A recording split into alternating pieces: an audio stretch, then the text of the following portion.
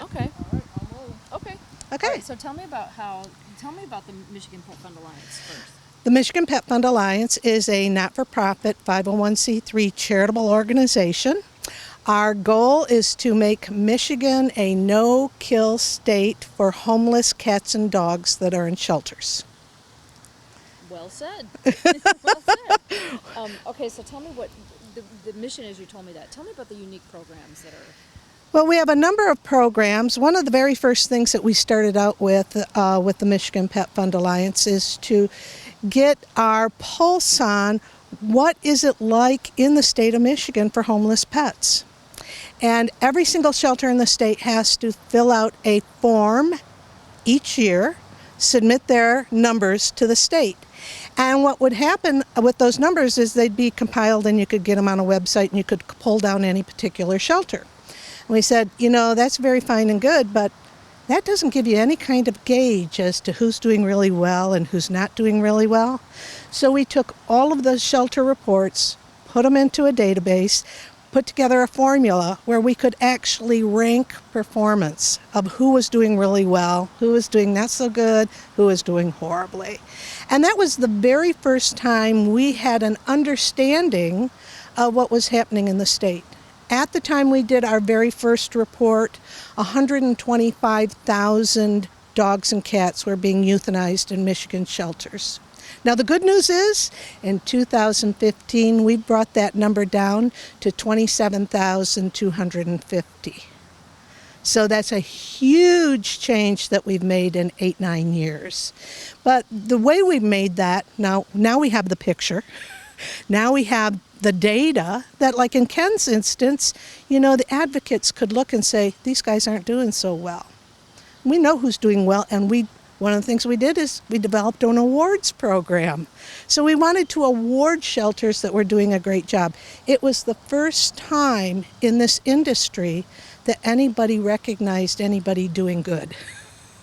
And so our program has been going on for several years now, the awards program. Next thing we do is like, okay, we know what the formula is to get to no kill. We need to go teach it.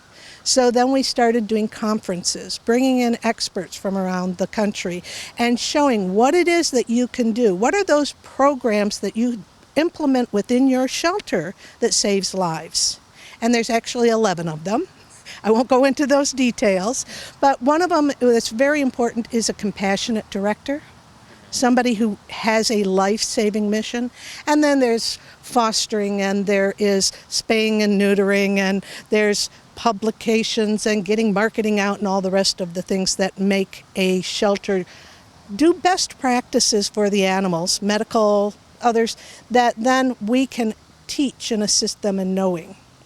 That's another one of our programs, is our educational program. Of course, we also advocate. We go in, we will help a shelter develop a strategic plan if they need a strategic plan. We network them, we mentor with other shelters that can teach them. We have one shelter that has 250 written protocol procedures.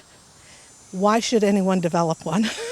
When they can say, Huron Valley Humane Society, we need a protocol get their protocol, change it to their own, shelter, and it saves a lot of time and money. We don't need to reinvent the wheel on doing things. So we do that, we network shelters together. We also have what's called a rescue certification program, and this is not with brick and mortar. These are with rescue organizations that take animals into home-based rescue, and you've probably been to pet stores, and they'll say adoption event today. Most of those are home-based rescues. So we've developed a program of certification that says these are the best practices if you're operating a rescue organization. And the reason we wanted to do that was that shelters always pointed at rescues going, they're the hoarders. And rescues always pointed at shelters saying they're the killers. And we said, you know what, we got to stop the pointing. We got to be having you working on the same page. So if we can up the requirements for rescues, shelters are already regulated by the state, then maybe they can start working together. And that's what's happened at Macomb. That's happened at all kinds of shelters towards saving lives. rescues are instrumental because they do foster in homes. So animals that have special needs, animals that might be ill, animals that might need training, that can go into that environment, it's much better than having to do it in a shelter. So if they can collaborate with a shelter, we can save more lives that way. So I think I've talked forever and you're going to have to cut it out. Don't come up for air. Tell me about this shelter and how you've kind of partnered with this shelter. Well, this shelter had been known for a very long time of having some issues. And we had tried to reach out on several occasions, as we do with most shelters that have issues. And often we will not get a welcome. In this instance, there had been some protests, and when we reached out, the board chair said, yeah, I'm interested in listening. So we sat down and we went through a PowerPoint presentation that talked about all the programs and best practices that get you to no-kill. And I think that was an opportunity for Ken to look and go, yeah, we're not doing those things, are we? There's a lot we could be doing differently. And so the next thing we did was he said, let's connect you with some mentoring, some people who are already doing these things so that you can see what's happening.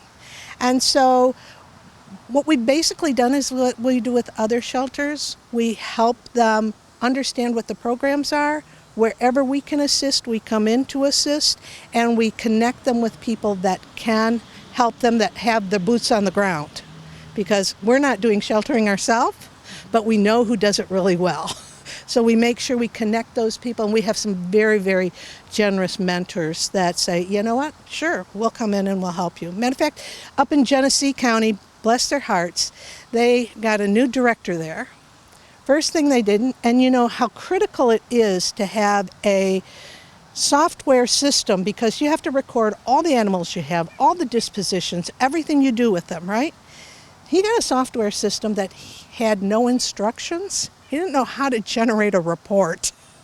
And so he reached out to us and he said, I can't get what I need out of my own software system. Anything you can help? We happened to find another shelter in Berry County who operated the same software system. We said, the director was Diana Newman. We said, Diana, would you mind coming to Flint and mentoring? And she came day after day and taught them how to use their software system. So that type of, connections, it's kind of invaluable because it was no cost, it was hands-on, it was somebody who knew what they were doing. So. Tell me what this has done for the community here with the connection between Michigan Pet Fund Alliance and this shelter. I think, first of all, Macomb County Animal Control has also totally transformed under the leadership of Jeff Brandazzo.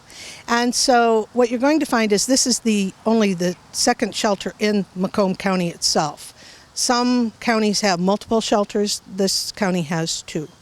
And what you're going to find is, I have no doubt in 2016, the entire county will be designated a no-kill county because of the change that's happened here and the change that's happened at Animal Control.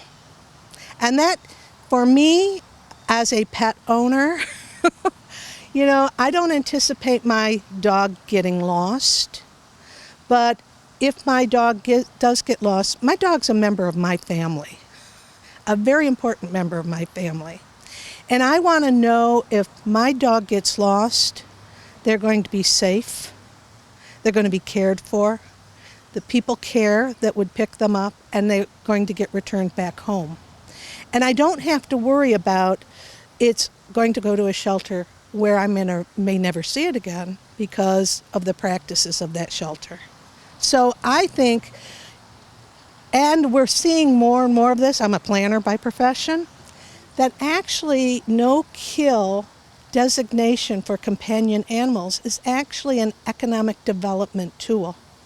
Because to millennials and to Generation Xers and even us older ones, we appreciate a community that offers services that protects our family members. And people want to move there and they want to do business there. So I think for Macomb, it's a winner all the way around. Wonderful. Wonderful.